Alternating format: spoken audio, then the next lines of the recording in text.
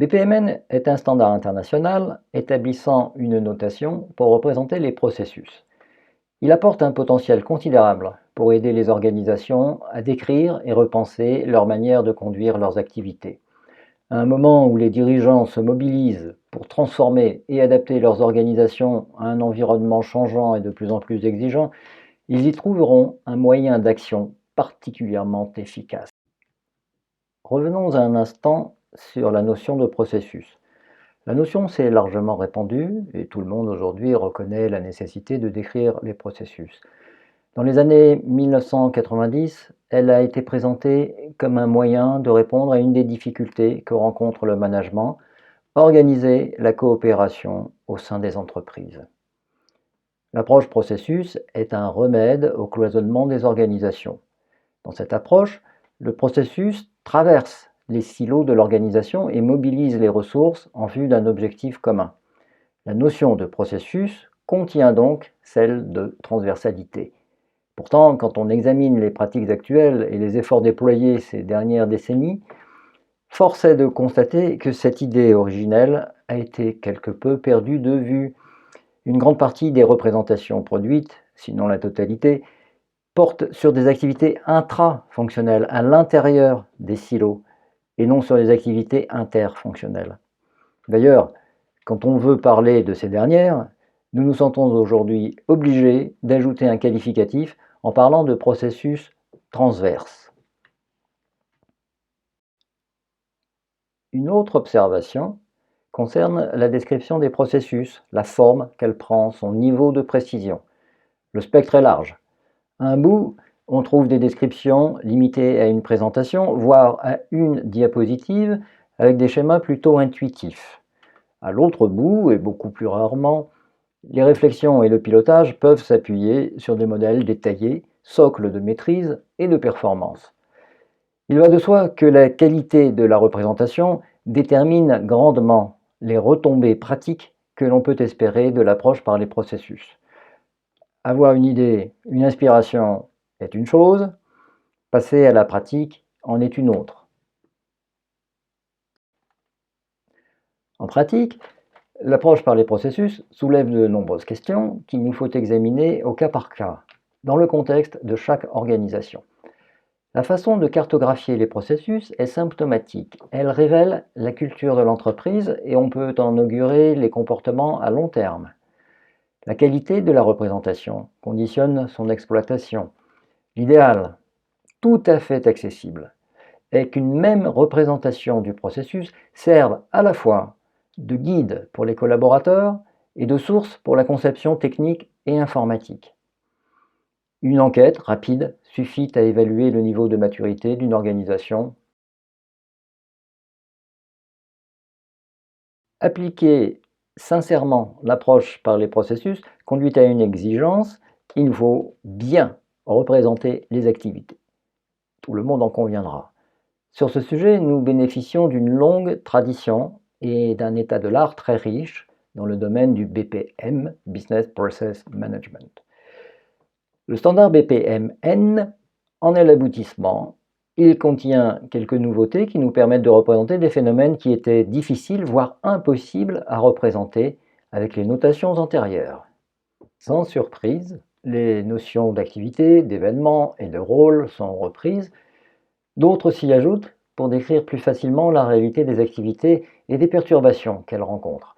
La notion d'événement revêt une importance toute particulière au sein de BPMN. Un modèle BPMN décrit non seulement l'enchaînement des activités, mais aussi les réactions aux événements. Ceci nous permet de nous approcher au plus près du fonctionnement réel.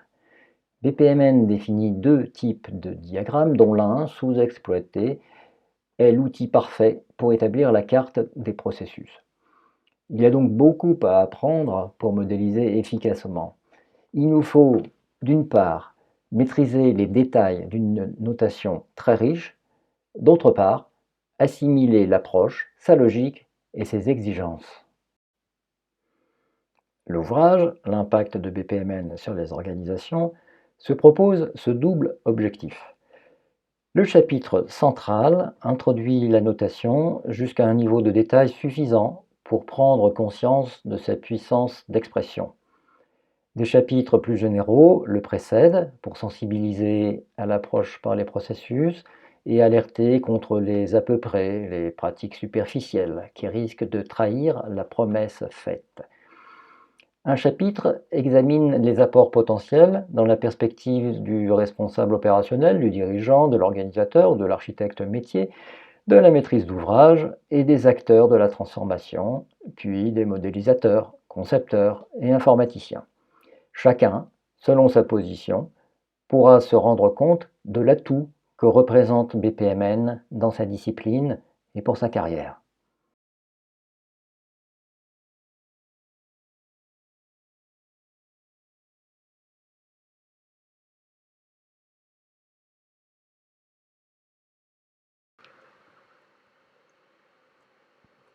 Les premiers chapitres secouent les évidences et réactivent l'idée originelle de l'approche par les processus.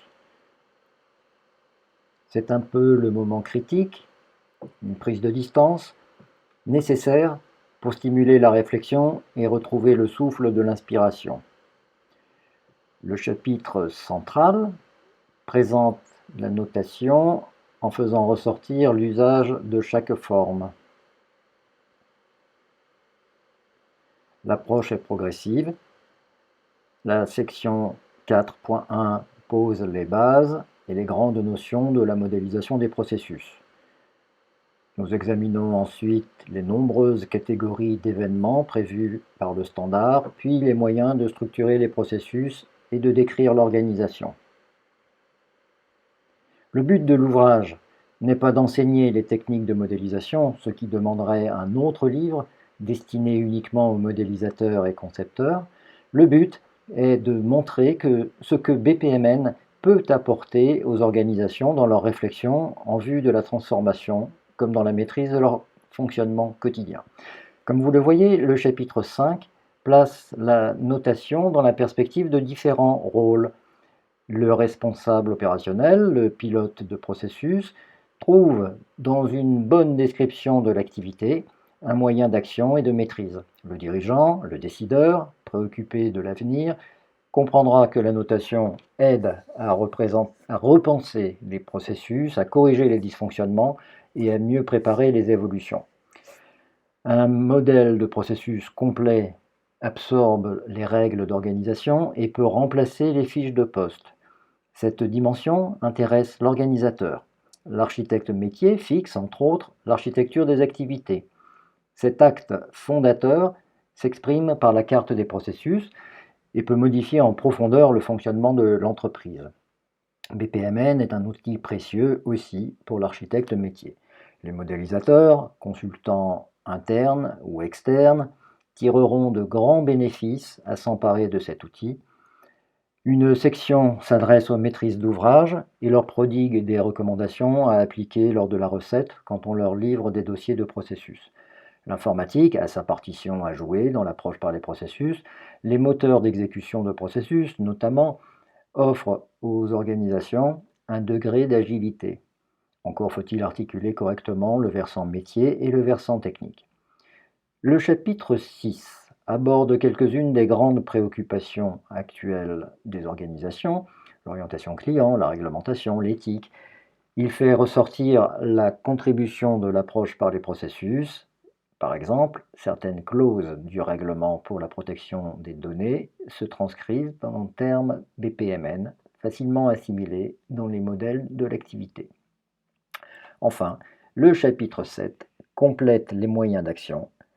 Le recours à d'autres notations permet de compenser les limites de BPMN.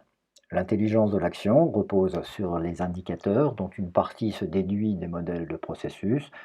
La toute dernière section s'adresse aux décideurs et leur présente la notion d'entreprise transopérationnelle, en lien avec la nouvelle chaîne de valeur introduite au chapitre 6. Enfin, l'index a été soigneusement conçu pour faciliter l'exploitation de l'ouvrage dans sa version papier. Dans la version Kindle, de nombreux renvois facilitent la circulation dans l'ouvrage. Le format électronique est consultable non seulement sur Kindle, mais aussi sur un ordinateur, une tablette ou un smartphone, soit en y installant la liseuse Kindle, une application, soit à l'aide d'un navigateur Internet sur la page Kindle Cloud Reader.